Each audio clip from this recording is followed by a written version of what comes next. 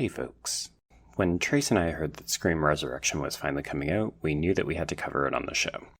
Originally, this was going to be exclusively for patrons, but we decided to open it up to everyone.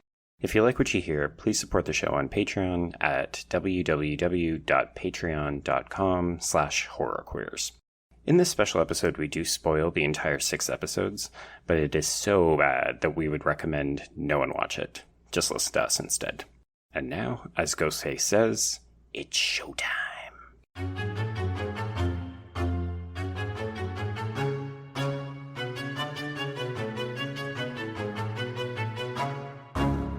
God, I loved it. I'll send you a copy. Bam! Bitch went down.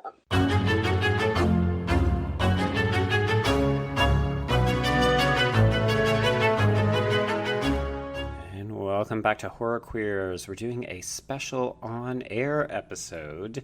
We're talking about Keke Palmer. We're talking about Ghostface. We're talking possibly the worst slasher television show of all time. I'm Joe. And I'm Trace. And this was hot garbage. And, oh yeah, we're talking about Scream Resurrection.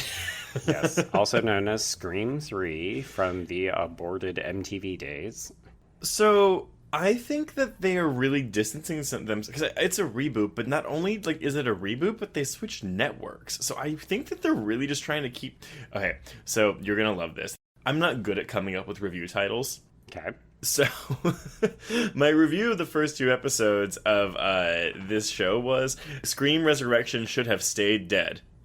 Right, Matt Donato. Good job. Has he used something like that? I imagine that when the reviews come out, many of them will suggest something similar. That's right. So yes, folks, we are recording this. We're technically recording this in advance because Trace and I both managed to get screeners, but we were embargoed on discussing any spoilers until after things had aired. So that's why this is dropping a hot second after the finale and the big reveal of the killer. Okay, so I want to point this out. The trailer was released, 2 weeks before the episodes actually dropped. Yes. And this reboot was announced, I looked it up, in April of 2017. So yes. It is over 2 years since that announcement. And we also haven't had an episode of Scream in almost 3 years. The last one was the second season's Halloween special, which ended in a cliffhanger in October of 2016. Okay, so just to make sure that everybody's aware, so do you know the complicated history of why this has been delayed? No, I don't actually. Do you? God, do you not even read the site that we write for? No. Okay, so honestly, no. So when it was announced, I was like, okay, that's fine. It's probably for the best because I like parts of those first 2 seasons, but I'm fully aware that they're nowhere near the level of the films, even fucking Scream 3. No. And I was always a sucker for Carlson Young's Brooke. I thought she was a very delightful character, and I wanted more of her. But honestly, whenever news of this new one came out, I was like, all right, whatever. And I just didn't read any articles about it after it was announced. Okay, so here's the skinny, and I'll make it very quick because if people want a more detailed explanation, you can go and track it down relatively easily. So from what I gathered, MTV understood that the series was not working. It doesn't actually end in a cliffhanger because there's a wrap-up film that you can watch. That one's actually better than the first 2 seasons. I mean, I don't recommend it, but if you watch the first 2 seasons, go and watch that because it does give you a little bit of closure. Wait, how long is this wrap-up film? It's like not a standalone movie, but it's basically like a supersized episode. It's 90 minutes. Really? Wait, and you're not talking about the Halloween episode when they go to the island and stay at the mansion and stuff? Yeah. Okay, no, that still ends in a cliffhanger though. Does it? Yeah, hold on. So back in Lakewood, Noah questions on his podcast who killed Kieran. So because in the end of the second season of Scream, Emma's boyfriend was revealed to be the killer because he was in love with Piper, who was the killer in season 1. Oh. Yeah, I know. Season 2 ends with Kieran going to jail. And in the beginning of the Halloween episode, he gets murdered by somebody. That is never resolved. I don't care. Okay, and then it says Emma's father, Kevin, is shown standing at Kieran's grave, and a man named Mr. James checks into a hotel. And that's, Brandon James, who was the killer of the show. He was the MacGuffin. Yes. So, I mean, again, not the biggest cliffhanger, but that's still a cliffhanger. You still have threads left open. All right, sure. Okay, so it had not resolved everything. I apologize. I will concede this point to you. With that said, I'm pretty sure that the ratings did not merit any kind of continuance. No. But I think MTV understood, you know what, there's still something to be done here, like Scream. It's still fucking Scream. So they knew that they still had some kind of intellectual property they could make money off of. So they went ahead with the third season. They announced that it was going to be completely reformatted. It's a brand new cast, kind of anthology-like. Obviously, they were looking at American Horror Story. And probably Scream Queens a little bit. Yeah. So they went ahead with this. From what I understand, it got completely shot. They were like ready to release it, and then MTV got cold feet. So they decided that they were going. No, wait. Okay. This is where the details aren't 100% clear because it's all caught up in litigation. It somehow is involved in the Weinstein affair. So when Me Too happened and Harvey Weinstein had to step down, remember how they sold off a bunch of different properties? Yeah. So this was one of those properties, and it got sold to Netflix, and then Netflix basically couldn't air it because it was wrapped up in the proceedings, so like they couldn't actually do anything with it, despite the fact that they had apparently bought it.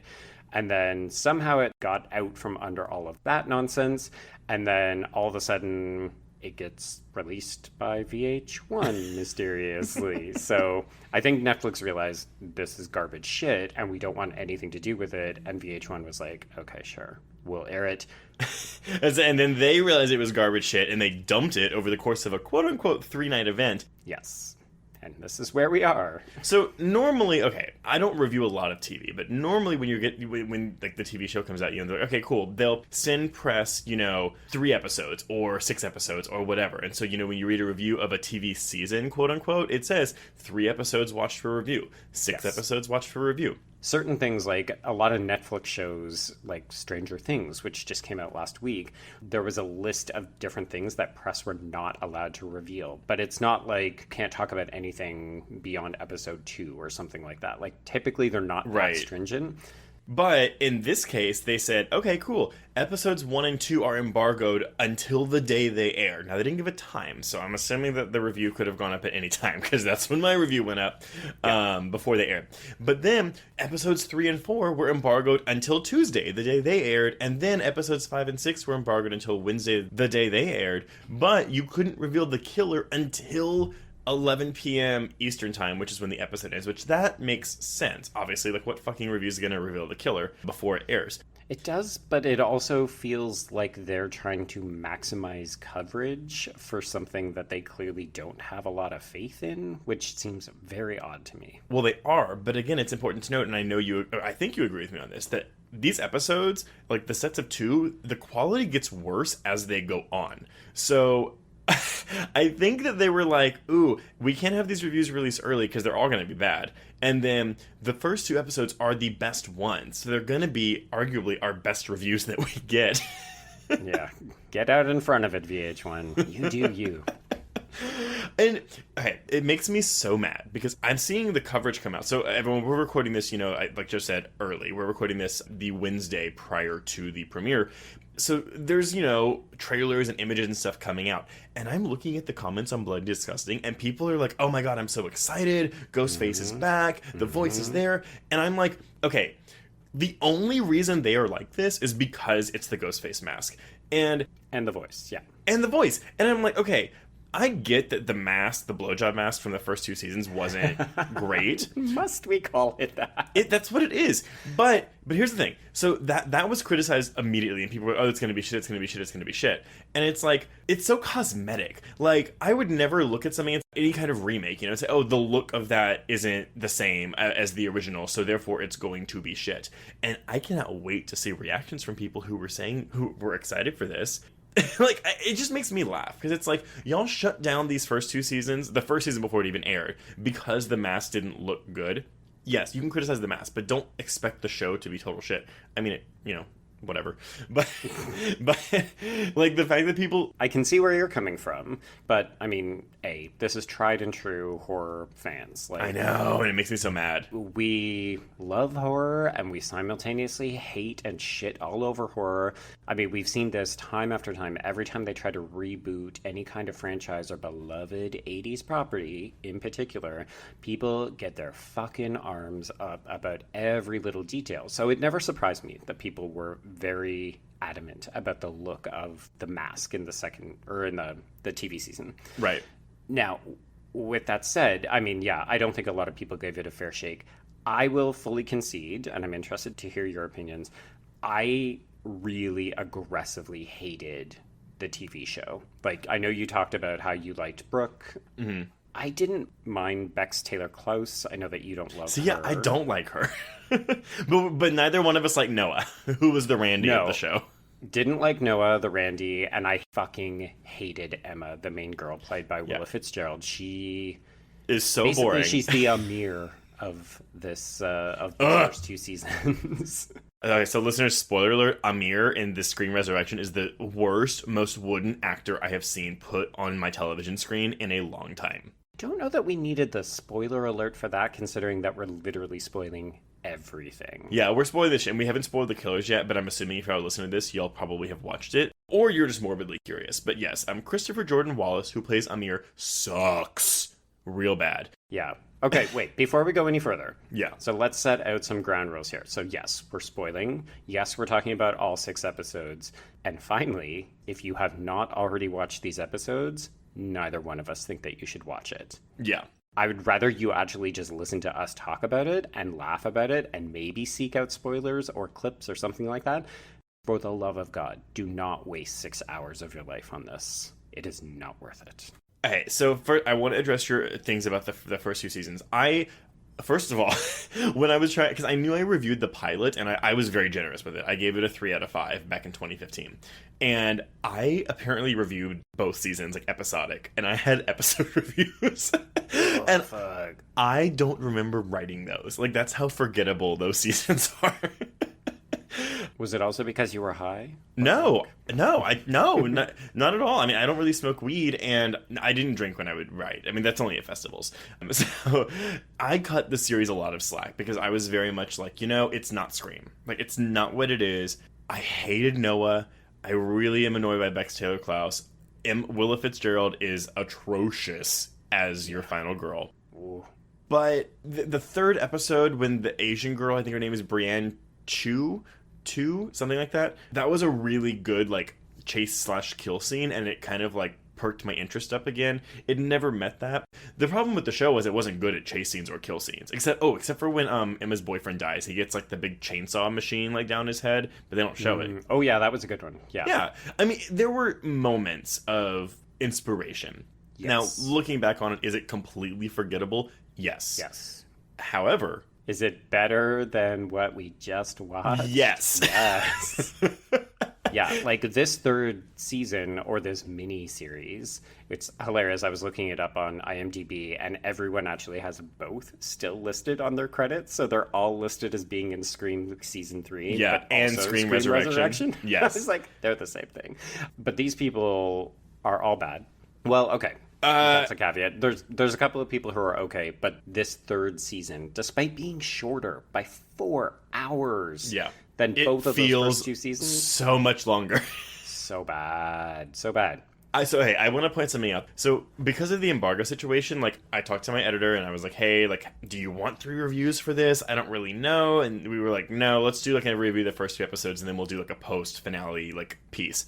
So, I watched the first 2 episodes, but then proceeded to finish the season before I wrote my review for the first 2 episodes, which was a big mistake, because then I was writing my review today, and I was like, fuck. Because the quality dips, not significantly, because the first 2 episodes aren't great to begin with, but I basically, like, I put in my review, I was like, at least it's not boring, but the problem is, after episode 2, it is really boring. It is. Oh my gosh. How do you make 6 hours feel boring? Like, so boring. Well, and this is something we're going to come across, too, is, have you finished season 3 of Slasher yet? No, I'm on episode 5. Okay, so since the last season of Scream, we have had 2 exceptional, or at least very good, depending on, your mileage, seasons of Slasher. Both of which are 8 episodes long, both of which are light years, leaps and bounds, better than all 3 seasons of Scream. Oh my gosh, yes. Yeah. And the fact that this is just now coming out, like, season 1 of Slasher came out before season 2 of Scream aired, I think. I'd put them probably on par. Like, they're both kind of entertaining, but also sort of boring. See, I don't think Slasher's boring at all. I do not think it's Season boring. 1. Oh, I'm talking season 1. yes. Sorry, you are right about that. Season 1 of Slasher is not great, but seasons 2 and 3 are awesome. But that's also because of the Netflix deal. Well, yeah. I mean, made under potentially different circumstances, but it's just so strange to watch something that calls itself Scream, that uses Ghostface as both a voice, as a mask, and doesn't seem to have any kind of idea how to function as an entertaining TV show, as a horror film, or as a horror television show. Like, it's not hitting any of the check marks. Or taking this new cast, which is, again, like, you have like your primarily black cast, and not really using it. Like, again, Scream is known for its metatextual commentary. That's what it is. And you have a black cast, which this franchise has never had before, and they don't really make use of it. No. Like, there's a couple jokes. Okay, I didn't know this was, like, actually funny, because I honestly felt awkward when it was happening, but whenever Beth was telling Kim and Dion that they were probably not gonna last as long as the rest of them because they were black, I was like, I get the intention, I get why she's saying that, but it didn't feel right, like, to come out of her mouth. It works better going the opposite way when you've got Kim throwing it back in Beth's face and being like, well, we're not in your stupid white person movie. Even though the problem is that they are. Like, this is so obviously white person Scream with, you know, some colorful language and an Atlanta setting. But they're not doing anything particularly different. And to me, that's one of the problems with this series, is that it's so content to just say, we've got teenagers, we've got a killer, and then they pat themselves on the back and act like, okay, now we can just call it a day. And it's like, no, you have to make them interesting. You actually have to have a cohesive storyline. You need to know pacing, because Jesus fucking Christ, these episodes feel so long and they're so repetitive. Like, I literally texted you at one point. I was like, I don't know if I'm watching the episodes in the right order because they all just feel exactly the same. Well, and like, the problem is too that your protagonist, Dion, played by R.J. Seiler, who listeners may know from Me and Earl and the Dying Girl, or he played Billy in Power Rangers, the movie. And he was better in both of those. So absolutely. This has watered down his charisma and turned him into a worse actor. But then you're going back to your boring protagonist. But you know what? You know what Scream, the franchise, doesn't have? A boring protagonist. Because Sydney Prescott is a fucking badass, and she is a very famous final girl. Is anyone gonna remember Dion tomorrow? Oh god, no. But I would argue that virtually none of these characters are memorable.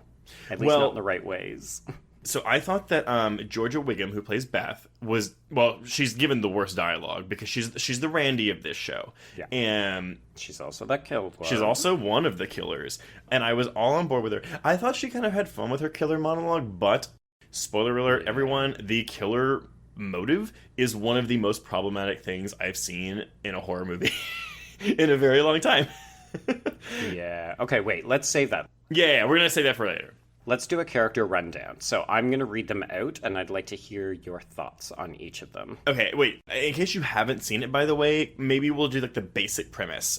So I'll just read what I wrote in my review unless you have a plot summary. I do not, because I could not put in the time for this. Okay, so this is very basic. So 8 years after his brother is killed by a hook-handed man, Tony Todd, in a cameo that's useless. One of two. Yeah, one of two. Dion, R.J. Seiler, is now a teenager and struggling to get over his past trauma. While at school one day, he and his crush Liv, Jessica Sula, who is apparently in Split, also she's very boring in this show.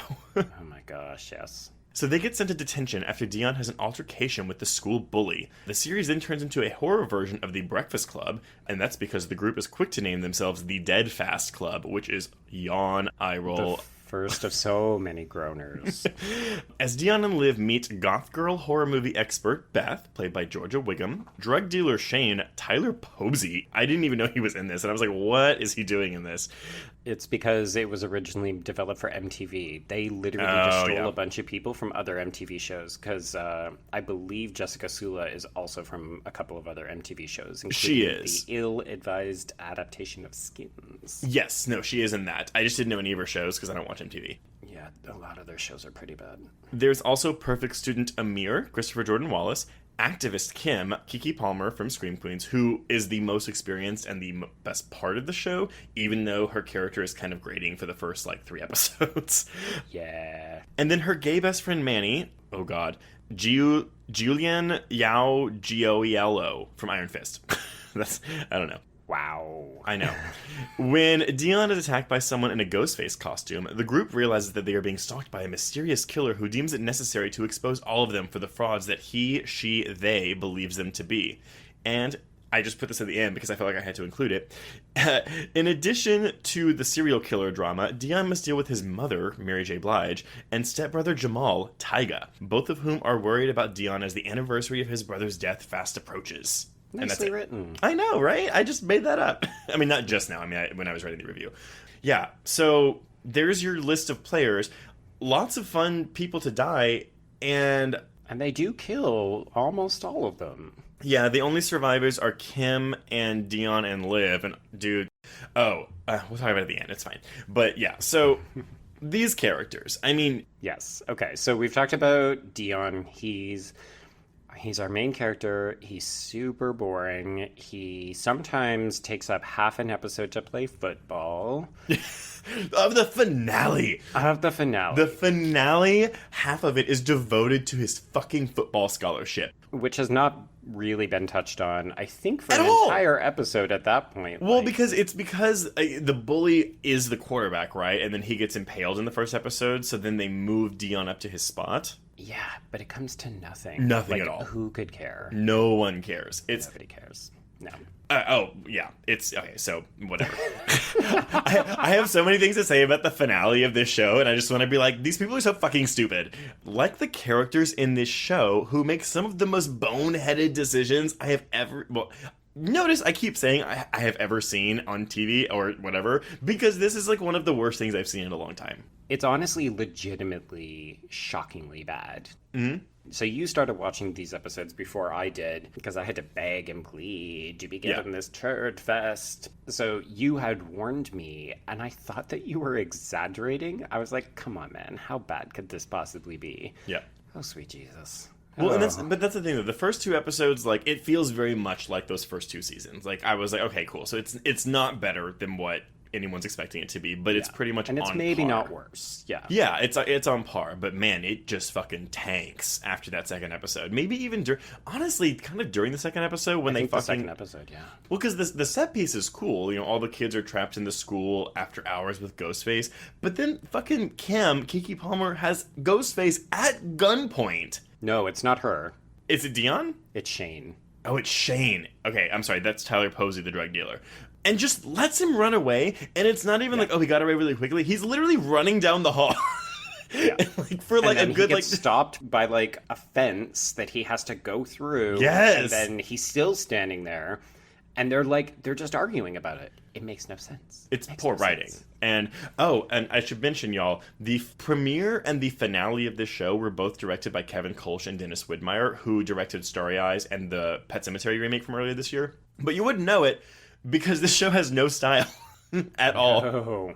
Well, this feels like it was produced from the MTV Meat Grinder. So one of the things that I mentioned to you was that this looks identical to another MTV serial killer kind of show that I used to watch called Eye Candy with Victoria Justice. Mm-hmm. And honestly, the quality, the aesthetic, even down to the kind of generic cookie cutter cast, the way that they all look, the way that they're all styled, the way that they talk, the way that the whole series is shot, it's very similar. And it makes me wonder if there's some kind of, I don't know, a formula that gets impressed on these series, because maybe it's shockingly similar and shockingly bad.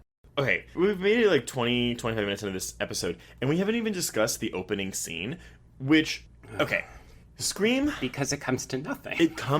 I hope y'all don't like Paris Jackson, because she literally has 5 seconds of screen time and maybe one line before she's not in the show anymore, and she doesn't even get killed. No. I think one of the shocking things about this series is the number of attempts that they make at doing callbacks to the original franchise. So obviously every single Scream film has this memorable opening, right? Right. Again, your mileage is going to vary depending on which one you like the most. Mm-hmm. But they all do something, right? They're setting the tone, and they often play out like mini vignettes or like shorts, like horror shorts. Yeah. And this opener, you can tell that that's exactly what they think they're doing, but it's so brief. And Paris Jackson is not a character, and there are no scares.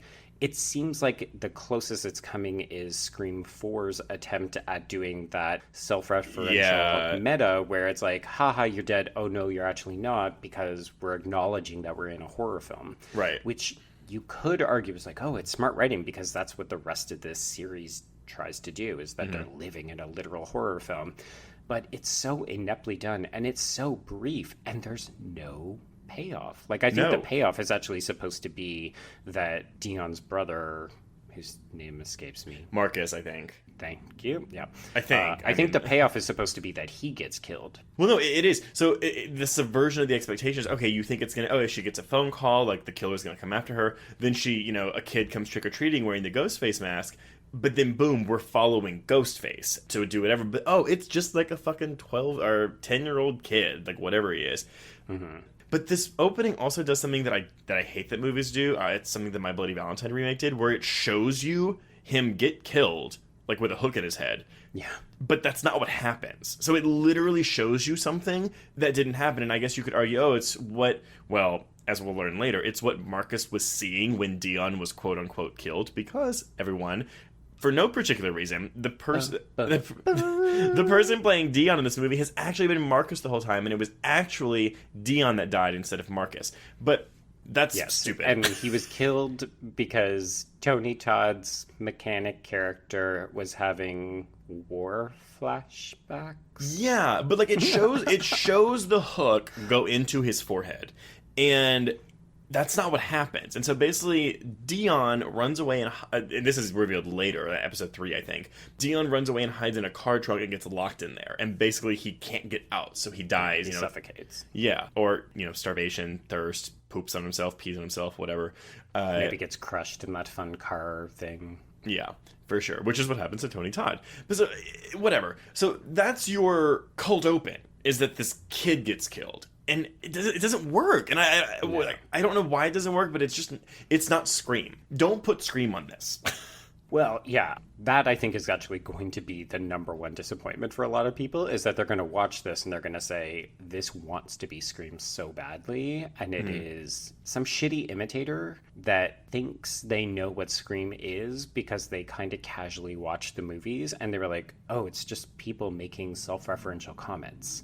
You ended up texting me a little while after you had watched the finale, and you asked me what it is about Kevin Williamson, because nobody else seems to be able to replicate this collision of humor and scariness. People keep trying to do it and never seems to work for them. Right. And this series is like a prime example of people just so desperately trying to recapture that magic and having it just completely fall apart. And here's the thing. So Williamson is able to write meta dialogue in a way that feels organic. Whereas when it's Scream 3, Aaron Kruger, or anything in these Scream TV shows, it literally feels like the production is grinding to a halt to look at the audience and say, hey, we're mentioning this kind of cool, popular, or obscure horror movie. Wink, wink. Okay, continue back to our discussion. Mm-hmm. That's exactly what it is. And that may be also why Scream 4 doesn't work for some people, because his script was retooled. I actually think that the dialogue in Scream 4 works very well, but it is the best in those first two movies. But, like, let's compare. Okay, so we're both in agreement. I'm bringing us back to the characters a little bit. Yeah. So we're both in agreement that Beth, the ultimate killer, but also the Randy of this TV show, she's actually... I think it's that the actress herself is actually pretty good, and the dialogue that she's given is not particularly great. It's so on the nose. Like, let me see. I wrote down a couple lines in this first two episodes. Maybe I didn't. No, it's, we're in a horror movie, and horror has rules, and she coins the Deadfast Club, which is the stupidest fucking thing. But it's very much like, yeah, because we're in a horror movie. And I think they say that like 50 times. Oh my gosh, yes. There's so many drinking games to be had with this movie. But, so I'm thinking she is the Randy of this. Right. And if you think back to part 4, which is arguably the one that a lot of contemporary people have a problem with. So people dislike 3, but acknowledge it for what it's trying to do back in that day and age. Well, and they cut it slack because of the production issues and, you know, not having Williamson and it being a post-Columbine film. Like, you can cut 3 a lot of slack. So, yeah. Yeah. So if we look at 4 as the one, I mean, if you look just within the time period, like they're also relatively close to each other because we're talking about 2011 and now this is 2017, 2018, 2019. Who the fuck knows? I think Beth, her closest relation would be Kirby from Scream 4, right? Yeah. But like when you put these two characters side by side, and I think it's also like Hayden Panettiere, I think is a better actress. She's got a better handle on the kind of content. But like when she does that epic fucking monologue where she's trying to save herself and she names all of the movies. The remakes, yeah. That's so self-fucking referential, and yet it 100% works. Like everything that Kirby does in Scream 4, again, mileage may vary, but to me, it works. Like she's the best character in that movie. So then how do we have self-referential characterisms in this movie that just fall flat every single time? I mean, it is a combination of the writing being worse and, yes, the actors not fully knowing how to deliver it. It's kind of like that Diablo Cody syndrome, you know? Like when Jennifer's Body came out and people were like, well, Megan Fox and Amanda Seyfried don't know how to speak Diablo Cody's dialogue. Right. That's how I feel with this. But the problem is they're getting wannabe Kevin Williamson dialogue that's already not good, and they don't know how to deliver it. Yeah. And then calling it Scream. Yes, exactly. That's it. If you have a slasher movie that's referencing horror movies, it's Scream. That's all it is. Yeah. Okay, so what did you think about Kim? So you mentioned that you think Keke Palmer gets better as she goes along. She does, and she does. She does. And is. Honestly, so it was the beginning of the second episode when she comes across that corpse that had had his throat slashed, and then she's running around going, "White officer down! White officer down!" I thought that was really funny. Well, I thought that was actually one of the few instances of acknowledgement, like, oh, okay, yeah, this is a black character who's savvy enough to recognize that if she says, this drug dealer has been murdered, it's not going to work. So she calls white officer down. But no, and that was a genuine laugh for me. That wasn't me saying, oh, this is stupid. That was me being, oh, like, it's apt commentary, and it is actually funny. I did want to say one thing, though. Have you seen the Netflix movie, Blumhouse movie, Thriller that came out back in April? I had not. Okay, are you familiar with it? I am familiar with it, and I know it got some criticisms leveled at it. Yeah, so I watched an hour of it before we started recording. I was trying to watch the whole thing, but I didn't have time. Holy fuck, it's boring. But because it's a slasher movie that's basically ripping off Prom Night and I Know What You Did Last Summer. Okay. But with an all-black cast set in Southside LA. And I was trying to see if maybe it handled like the race stuff better, or at least used it more than this show did. Okay. It doesn't. So what we're saying is we need some recommendations for like some genuinely good black slashers. Well, and the problem is though, like, so like that movie had like a black crew with it. I mean, at least the director's black. This show, the creative team, Queen Latifah is the executive producer on this show. Mm-hmm. But that just could mean money. Absolutely. It totally could. But I'm just surprised that... Because it also, with the exception of Beth, all the white people are killed pretty early.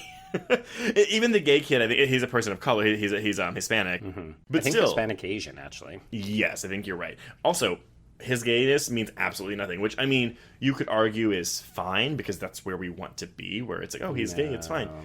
No. Okay, so let's talk about Manny, because we can do this in 20 seconds. I distracted you from Kim. I'm sorry. That was my bad. It's fine.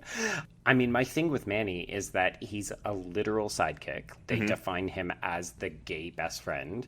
And while Kim does address that and just says the gay is implied or the gay is obvious and you just need to say BFF, really, like, Manny is not a character. So I can't be happy about the fact that his sexuality is a non-starter, like it's not an issue, if only because Manny himself is a non-starter and he is a non-issue. We're supposed to care when he gets killed, and Kim has literally one episode where she attends his funeral and she gets upset, and then the next episode, so episode 5, which I think you and I are in agreement is the worst one. Yeah. It's where she decides to start playing black cop, white cop buddy movie. Yeah. And I don't know that his name is ever uttered again. And it's 48 hours later in the world of this show. It's also because the only reason we are supposed to care about Manny is because Kim cares about Manny. His only, like, reason for being is her gay best friend. That's it. He has no agency or any kind of arc or plot or anything other than he's Kim's best friend. No, although we do find out that he was apparently hooking up with that other guy on the football team that she then just replaces him with when she goes to college in Lakota. Like, oh, I guess gay best friends are now just interchangeable. Yep, You just that's traded out us. your Hispanic Asian one for the white one. Good. Yeah. Okay. But I think that's one of the issues that I really had with a lot of these characters is I think at one point Beth, she says, we're in a horror movie. And then she goes, you're the protagonist. You're the final girl. You're the geek. I'm the goth. You're the gay. And I was just like, yes, because that is literally how they created this cast and how they've written all of them. And they never get to play outside that sandbox. Which, and obviously they're doing the Breakfast Club there, but the thing with the Breakfast Club is it spent the entire runtime fleshing out those characters and getting into their heads. This show doesn't do And that. complicating them. Yes! Proving that the geek is not just the geek, that the girl is, like, the princess Is not just the princess, yeah. Yeah. This literally does that for the first episode. And the weirdest thing is that these characters don't have a relationship to one another. Yeah. So it's literally that they all ended up in detention together that seals their fate. And then the whole series acts like, What? well, we're in this together, we're friends. And you're like, Wait. you don't even know each other. And the detention thing was pure happenstance, because when Beth is giving her monologue, she even says, oh, yeah, like, us getting detention together, that was just fate. It gave me a chance to exercise my demons, too. And I'm like, so, what? Like, what the So you fuck? literally just wanted to kill a bunch of people. Literally doesn't matter which ones. Yeah, and we'll get into that in just a minute. Yeah. Okay, so let's talk about Amir. Wait, did you want to say anything about Kim? I kept calling Kim Dear White People, because that's basically what she's doing in this movie, in this show. Yeah. I mean, a little offensive, but... Well, no, because when they introduce her, she's doing, like, you know, on the quad or whatever you want to call it, you know, with a megaphone. Like, she's being, like, the activisty role that Logan Browning or Tessa Thompson, whichever version of Dear White People you're watching, that's basically, like, the type of character she's playing. Absolutely. Because you can't have a black character who... You need to have at least one sort of militant activist one, obviously. Yeah, exactly. Because if not, you're stuck with fucking Liv. Oh, fuck. Okay, wait, let's just tackle the boring ones. Because they're the only... There's nothing really They're to all say we about... have left. Well, we have Shane, but he's, again, nothing until he gets killed. In one of the better deaths of the series, I will admit. True. But yeah, so we've got Liv, who is the red herring of this entire franchise. And even the finale when Dion Marcus, whatever you want to call him, is confronting her, she's playing so, like, mysterious, and I was like, oh, she's actually the killer. Like, they're actually making her the killer.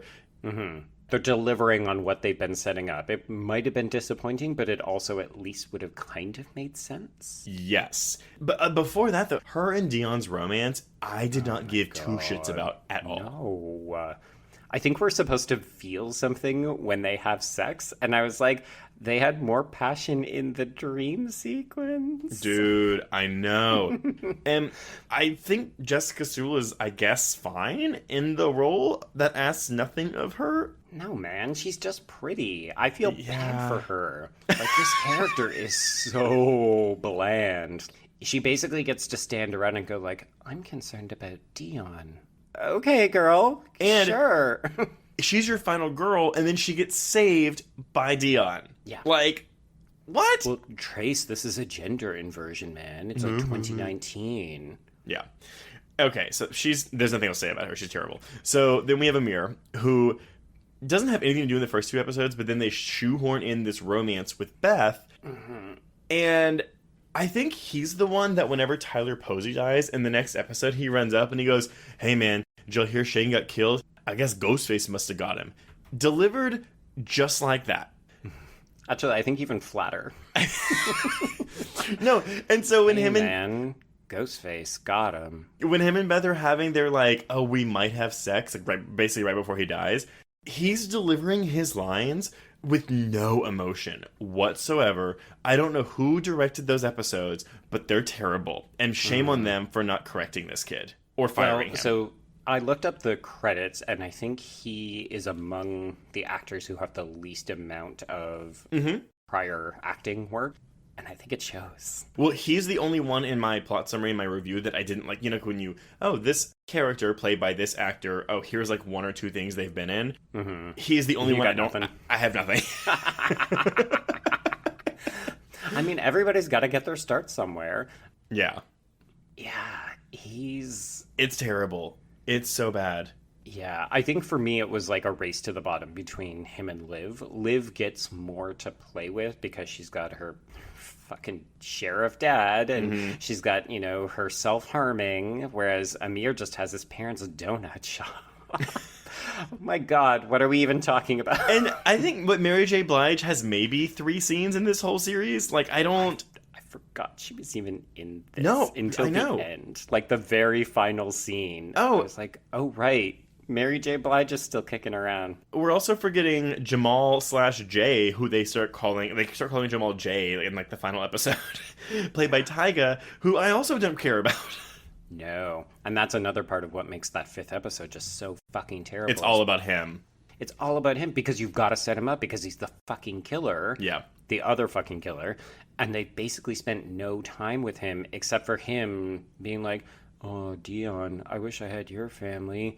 My dad, my mom, blah, blah, blah, broke up. Oh, unhappy marriage. Look, I'm doing a Roman from Scream 3, only I'm also less interesting.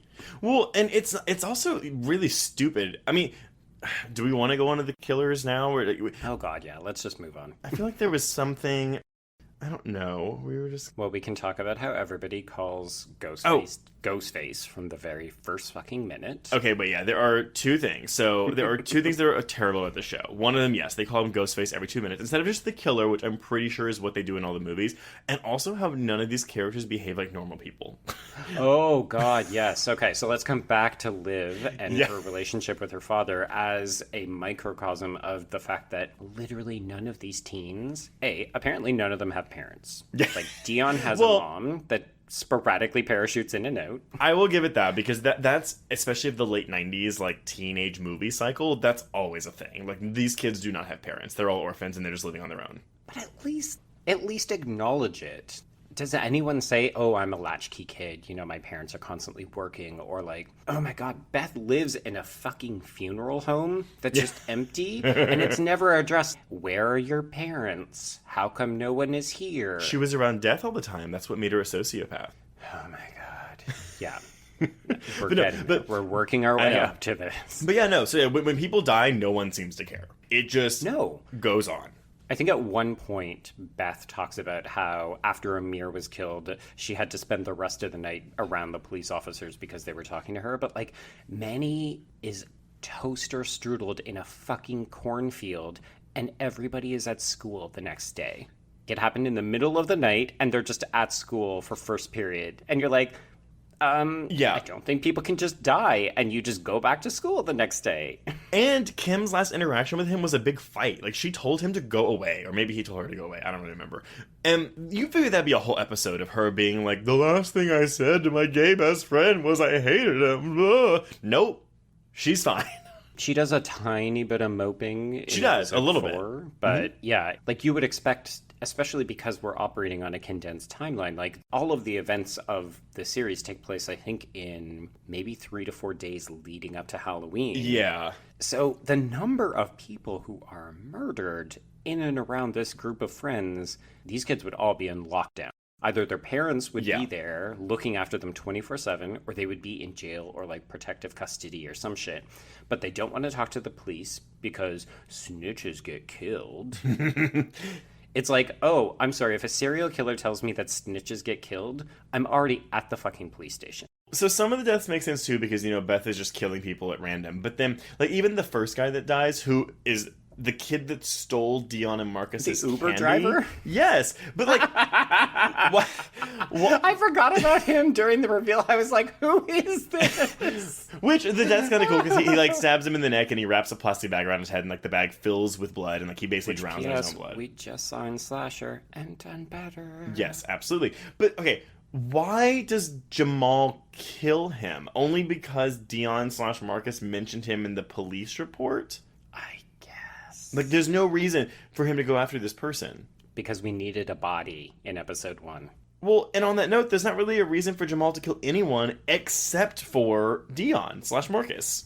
Well, doesn't he say in his killer reveal that he didn't actually commit any of the other murders? That it was always Beth? Right, but they show him... Oh, God. When they reveal that they're the killers, they flash back to, like, every kill that he was a part of because he takes his mask off as they're all dying, and it's just a constant montage of, like, body, Ghostface, take the mask off. It's Jamal. Body, Ghostface, take the mask off. It's Jamal. They do that, like, 5 times.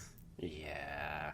Because, you know, if you're going to kill someone, the immediate thing that you should do is take off the mask. Although Beth does have that mildly funny line when she's wrangling Liv in the hall during the final climax where she says, you know, this mask is really hard to see out of. Yes, It's no. like, okay. Every once in a while, right? Again, there are sparks. There are sparks of intelligence in some of the lines of the show. But it's just, it never pays off. It's never like throughout. It's like they came out of their drunken stupor when they were writing it and said, oh yeah, that's funny. And it was, and then they just got drunk again. Where the actors, like, somehow came out of their comatose performances and said, oh, here's a line reading that I could do that's a little bit off-kilter. Might be amusing. Right. Oh, wait, I'm back to Boringville. And the fact that we're praising lines like that just shows how awful the rest of the show is. Oh my god. I felt like I was living through the needle pit in Saw 2, just trying to find something that wasn't going to make me cry or hurt me. I mean, y'all, this is a movie where a character, in order to learn more about horror movies and how to survive one, watches Rob Zombie's Halloween. Like, what the fuck? Ugh. Yeah. Okay, so look, let's go into these fucking killers. So, Okay. The finale is 22 minutes of a football game. Yep. I was so into it, it was like watching Friday Night Lights all over again. Oh, wait, I'm watching motherfucking Scream. Yeah. I don't care about pigskin. Well, it's important to note, too, that so the episode 5 ends with Jamal/Jay getting stabbed multiple times to where he should be dead. Mm-hmm. And then he manages to make it all the way through his killer monologue just to die immediately after finishing it. Mm-hmm. Yeah.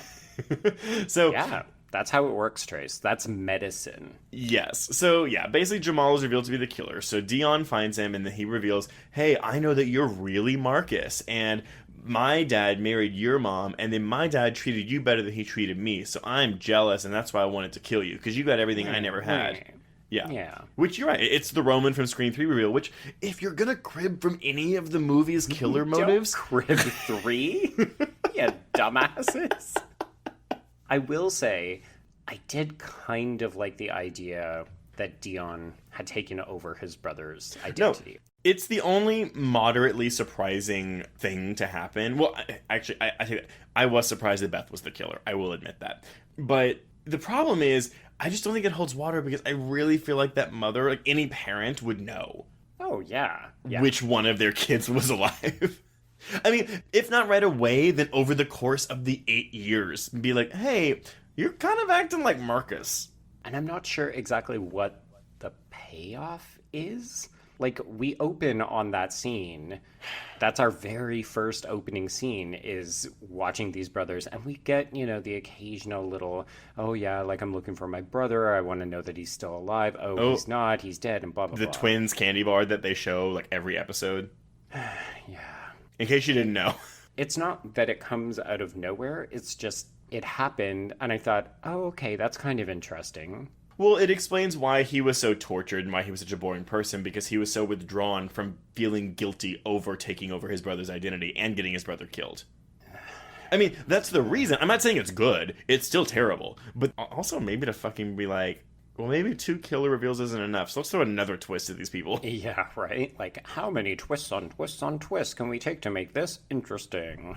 Yeah. Answer, more, apparently. Maybe. Neither of us are convinced. Oh, God. Okay, so that's the first reveal, and it lands. I think you stole this from me, like a bit of a wet fart. No, okay, so I did. My original title for my post finale review was going to be, and the killer, apostrophe S, of Scream Resurrection is /R wet fart noise. But I changed it to Scream Resurrection makes a mockery of horror fans everywhere. Fair. I Okay. know. And why do you say that, Trace? I don't understand. Holy fuck. Okay, now, Beth's motive. So, hey, her motive is that she's a sociopath and that she just wants to kill for fun. And then Jamal came into her tattoo shop one day and, like, she learned about the Dion Marcus thing and she basically convinced him to become a killer with her and, like, he was going to be her fall guy. Whatever. Yeah. That's normal. And as we talked about all the way back in Scream, so that very first regular episode that we did, this is traditional in the Scream canon. So typically you'll have one killer with a motive and the other person who will just be like, yeah, I just kind of did this. Right. So we're treading familiar ground, and yet... But they flip it to where, though, that the head killer is the one that just did it for fun and the sidekick had an actual motive. Mm-hmm. Which is kind of cool. I mean, that's a good way to change it up. But, everyone, I'm going to do a dramatic reading. Beth's killer monologue. Here we go. This is when Liv is confronting her, and, that's it. She goes... Way to set the stage. She goes, I always knew I was a sociopath. I mean, why do you think I love horror movies so much? I watched every single one I could get my hands on until I realized it just wasn't quite enough. I mean, why should Michael Myers get to have all the fun when I could be a better monster because I'm not just some actor behind a mask? This is who I really am on the inside. Come on, that was a killer monologue. Literally. Oh my fucking... And there's more, because when they get on the roof, she goes on a bigger, tirade. Yeah. Okay, so I want to highlight... I always knew I was a sociopath. I mean, why do you think I love horror movies so much? There it is. Listeners, if you can't tell, this show is saying that horror movies are something sociopaths watch, or that a sociopath is automatically going to gravitate towards horror movies. Mm-hmm. Which brings us back to this eternal debate about if you watch horror movies, you must be fucked up, you lack empathy, which is a popular thing that just came out, in the last couple of months. Mm-hmm. It's this bullshit line of dialogue that has really come to fruition since people started to blame metal music and horror films and video games in the post-Columbine world. Yeah. I mean, even before that, obviously. So the first film addresses this directly. Billy has that line where he says, movies don't create psychos, movies make psychos more creative. And then in the second one, you have Mickey who is saying, oh, I'm going to blame the movies. Like, the movies turn me insane. Yeah. The movie addresses this issue, but it doesn't actually blame the horror genre or, make a connection between, only psychopaths watch horror. Yeah. And whoever wrote this... This is what Scream Resurrection is saying. Yes! It is literally going against everything that the movie franchise says. Mm-hmm. And it's doing it basically out of nowhere, right? Scream 1 has all of this intertextual references. There's an entire scene that takes place in a blockbuster. Yeah. Scream 2 takes this even further by having the Cassandra complex and doing it on a stage. And the first scene takes place in a movie theater. Yeah, the TV show doesn't even have enough self-awareness to acknowledge, if I'm going to try to do this, I should at least think about how I'm contextualizing it.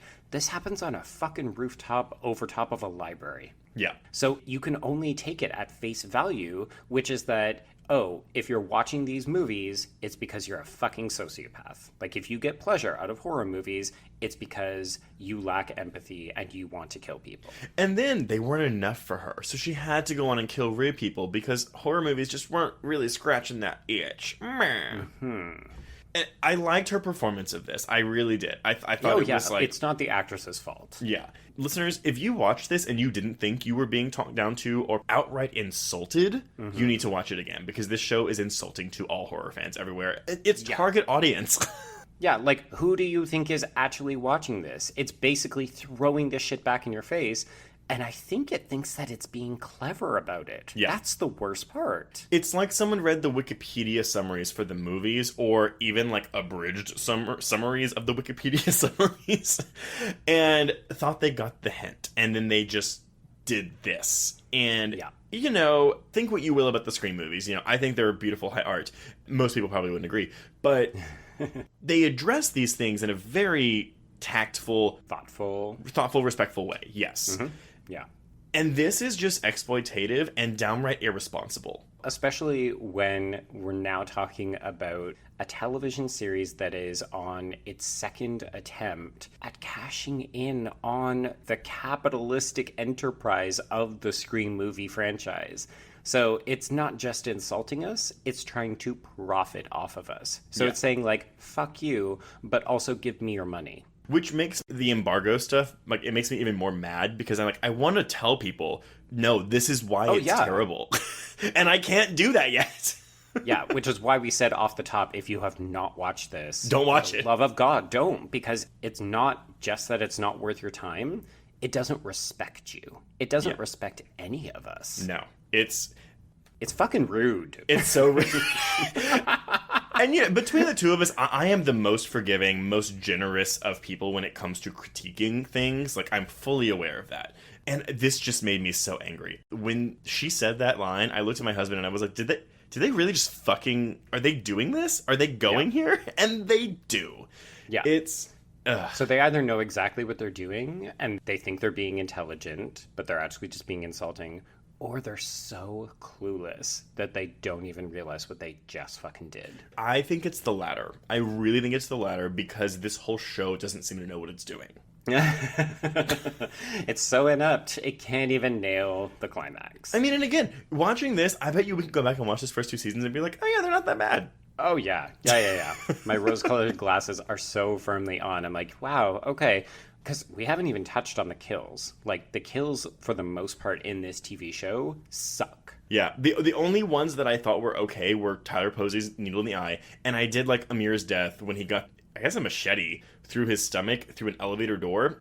I think it's a bone saw. Gotcha. But then Ghostface was in the elevator, and the elevator was going down, and it like basically like slices down his body. Oh, and her thing about like, oh, I knew if I could kill Amir, I could do anything. Like, god damn it, like, that's stupid. Yeah, because that means she truly doesn't have any feelings. Yeah. Yeah. Bad characters, bad acting, bad dialogue, inept direction, bad pacing, and an insulting as fuck reveal. When I'm making my worst of 2019 list, I might just count this as a movie and just fucking put it on there. I think you accidentally called it a movie at one point. So did you, actually. Damn it. Okay, so any more things to say before we go on to your game?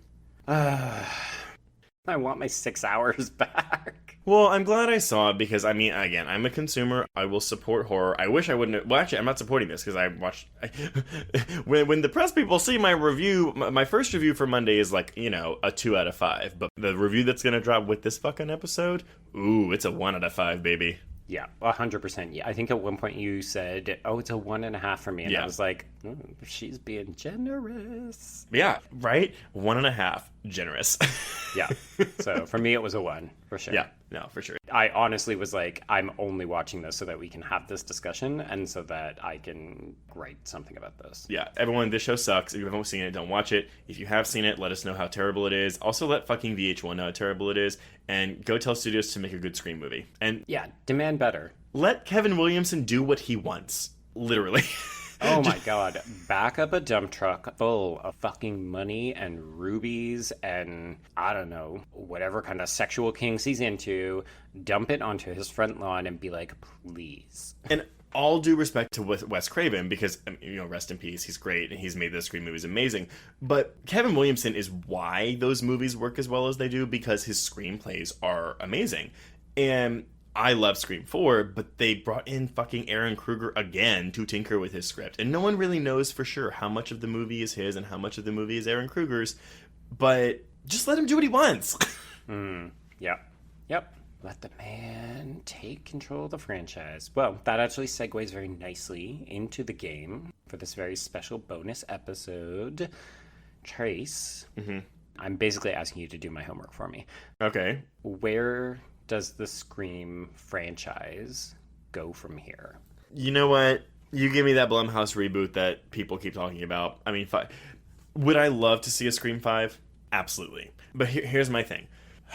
I think Scream 4 ended on such a great note. Now, I know people have an issue with the hospital coda, and honestly, had we gotten a fifth Scream, I think I would feel the same way. But because I don't think we're ever going to get a fifth Scream movie, I'm fine with the happy ending, the tacked on hospital ending. And, people were like, oh, well, Gail should have died. And I'm like, you know what, though? If that is how the franchise would have ended, if Gail or Sydney would have died, like, Dewey, fine. Like, you can kill Dewey. I don't really care. But if you had killed Gail or Sydney and that's how Scream 4 ended, I think I would have been so upset. And I might not hold 4 in such high regard. I mean, would it have been ballsy? Yes, absolutely. I think if you were going to kill either one of them, the time to do it would have been in the opening sequence. Yeah. Because then you can deal with it throughout the entire film, as opposed to ending your film and potentially your franchise on such a fucking downer note. I think we still talk right. about Randy, and he dies in the middle of the movie in 2. Yeah, which, by the way, if you're a person who fucking doesn't like Scream 2 because they kill Randy, you're wrong. Like, give me another reason.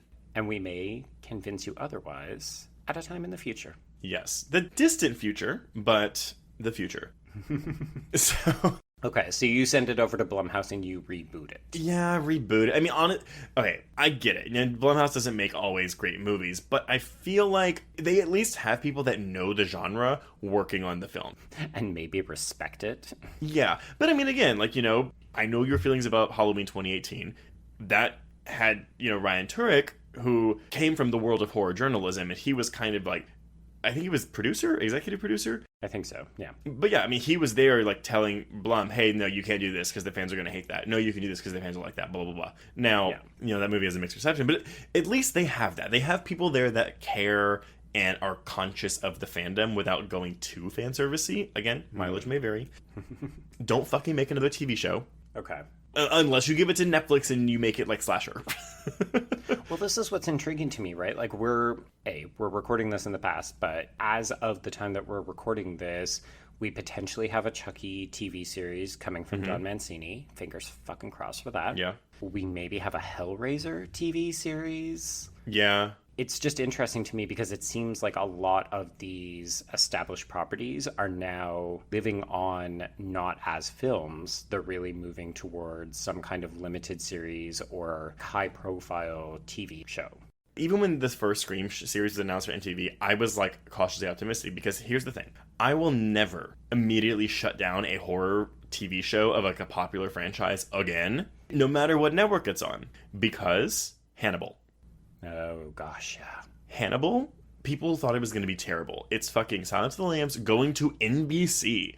And lo and behold, we were given one of the best television shows ever created. Yeah. So I will never shut down the idea of it. I will always try to watch it, be an open mind. That's what I was with this.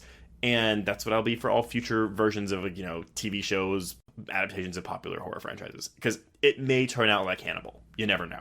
Yeah, we had this great discussion about our openness to revisiting established texts in new forms when we did a Patreon minisode on the idea of remakes and which ones we think are really good. People should go and listen to that. Cost you a couple bucks, but you know what? It's worth it, in my opinion. Yeah, it's worth it. I mean, we're giving you this episode for free, motherfuckers. Yep. I say that with so much disdain, hey, you just talked about how this show is insulting its fans.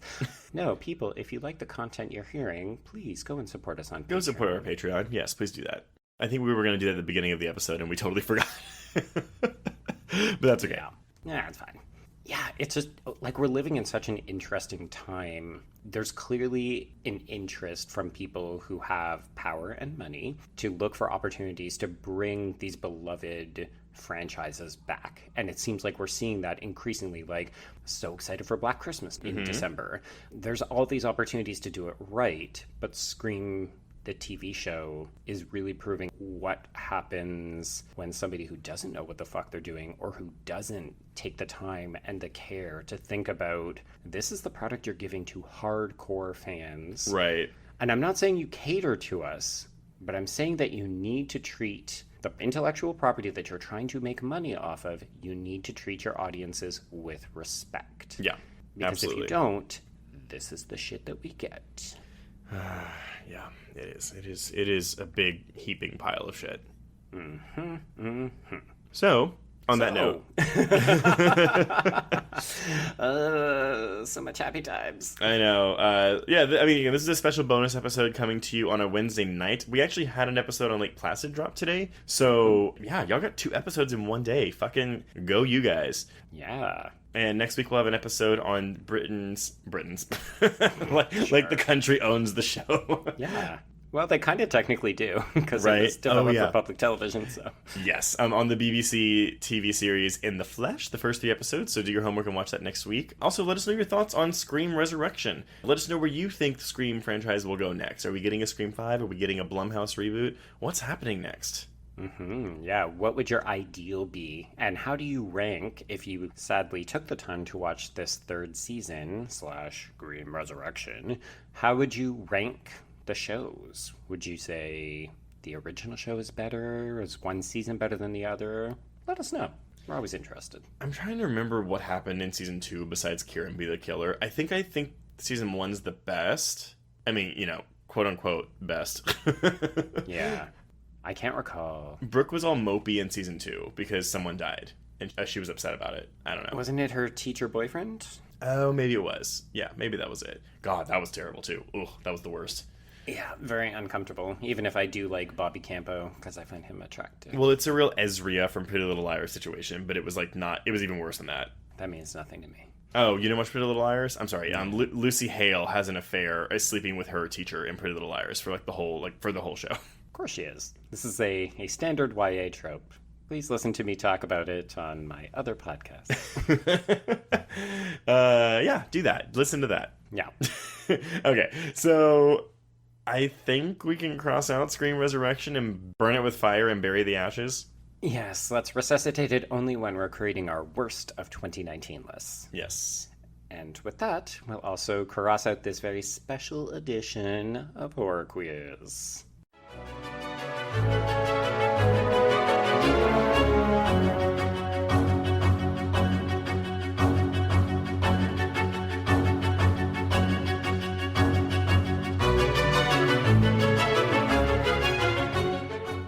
This episode was brought to you by the Bloody Disgusting Podcast Network, delivering your weekly horror podcast fix. To find more episodes of this show and others, please visit bloodydisgusting.com/podcast network. Get in, losers. This is the Lady Killers, a Feminine Rage podcast. I'm Jen. I'm Sammy. I'm Rocco. And I'm May. Our podcast is a tribute to the female-identifying killers in horror and more. Each episode will feature us, your Supreme Court of female murderers, discussing our favorite lady killers, from your Julias and Jennifers to your Carries and Christines. We'll tell her story, decide if it's good for her horror, and answer the most important question of all: would we die for her? Join us on Thursdays as we pull on our sweaters, snatch our ice picks, sharpen our scissors, and honor the lady killers who live on the silver screen. No boys were harmed in the making of this podcast. Yet.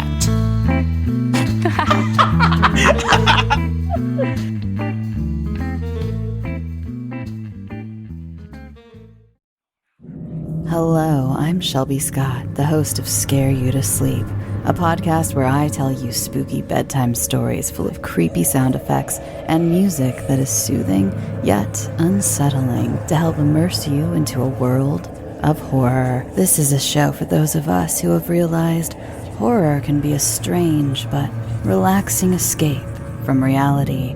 Speaking of escapes, sometimes I lead you through guided nightmares, like a guided meditation, but instead of flowery meadows, I take you on a journey through your own personal nightmare. So come get lost in the terror with me. Listen to Scare You to Sleep wherever you listen to podcasts, or find us online at bloody.fm. Sweet screams.